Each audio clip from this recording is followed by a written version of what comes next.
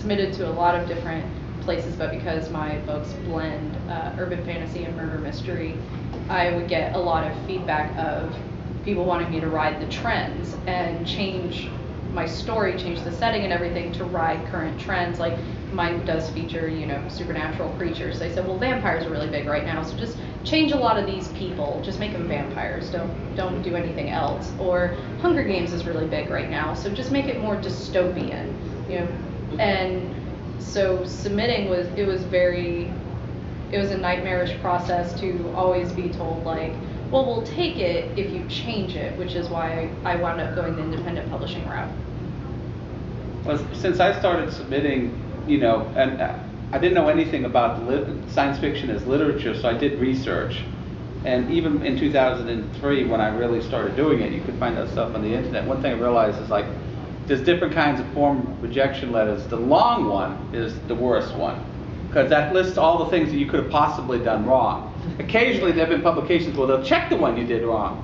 The short one is usually the better one, because it usually says it just didn't work for us.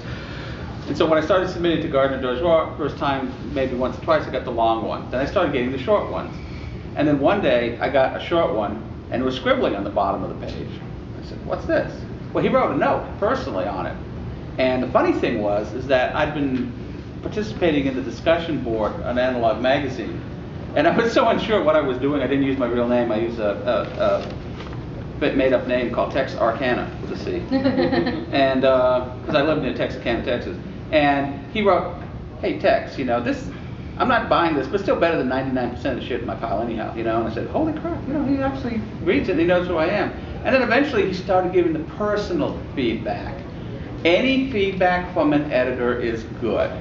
If he says anything, especially today, because I guess today the way the model is, a lot of people don't give you any feedback. That's a rationale for submitting to the smaller publications. The smaller publications will give you feedback. And, you know, sometimes that feedback will help you sell the story later. I wrote a story once, and I thought it was a horror story.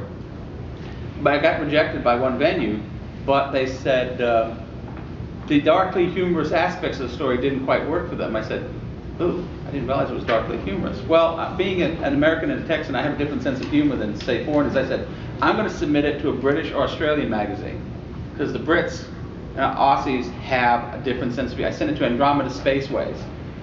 They bought it. It was published at the same time, coincidentally, as the story in Asimov. So, you know, I got the sale and I got the money. So the feedback helped me figure out what the market for it was. It was actually really helpful. It was a rejection. Just because it's a rejection, you know, trust me, now you probably find this out more in book publishers. Yeah, there are book publishers that won't even tell you you're rejected. Yeah. You can send them stuff and you'll never hear from them.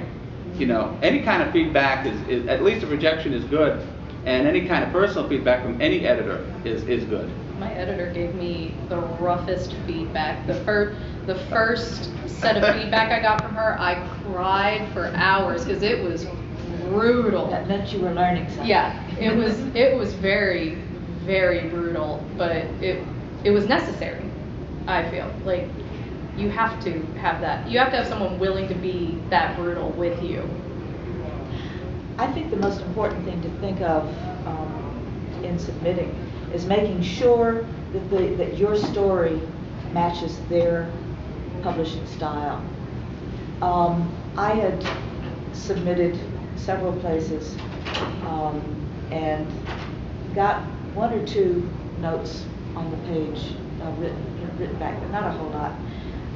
And then I submitted to Analog, and it turns out that what Stan really likes, it's hard science fiction, but he's more interested in the character and the effect on the characters of the science. And since characters were always very important to me, that my story style fit what he was looking for, which I was almost hopeless when I sent it out to him, because I had heard nobody ever sells anything to Analog. But my first story and my second story and my third story I sold to Analog because it was his style. So if you're submitting to a magazine, read it. And read it carefully and for a few issues if you really would like, if you want to really fit the style of the magazine. Not that you have to write to the style of the magazine, but that you find the magazine that is looking for your style.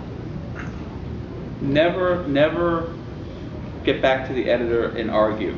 And in fact, don't even email to thank for the input when the criticism. If an editor sees an email from someone they've rejected, they assume you're bitching at them and they'll just delete it. They won't even read it. You have no idea what some people have said to some editors sometimes.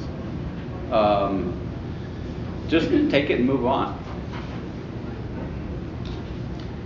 Okay, let's see.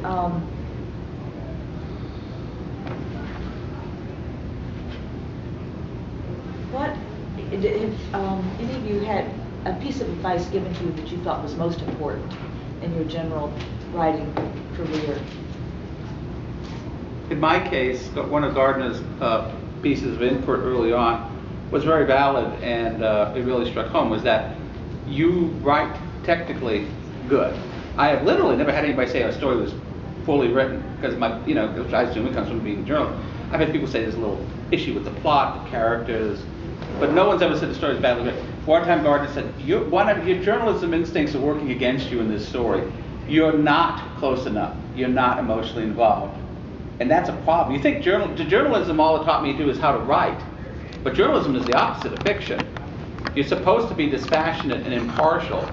And here you have to make people care about your characters. So I have to fight the instinct of impartiality. On the surface of things, you think that it's a help, but actually it's a problem, because Gardner pointed that out early on. Your protagonist, your viewpoint character is not involved in the story. You stick looking at it like a reporter, and that's not you can't put the reader in that position. That was very helpful. I think my most helpful was that somebody wrote to me, because I was trying too hard to write how I thought you were supposed to write fantasy. And they said, no, you're good at dialogue, you're good at writing for real people who are going to actually say things. If you don't write your characters as real people and make them very realistically relatable, no one's going to care what happens to them. Because I had a major character death halfway through the book that most of my beta readers could have cared less about, because he didn't behave realistically enough for them to connect with him. And so when the death happened, they didn't care. And then I went back and changed his dialogue and changed how he interacted with other people. And then when I let a new group check it out, they were devastated when they got to his death. So it was, your characters have to be real or no one will care. Good point. The thing, I tend to like to describe things. And the thing that I have learned that's been most helpful recently is to understand which part of description is necessary to the story and where it needs to come in the story and what's the maximum amount of it there should be.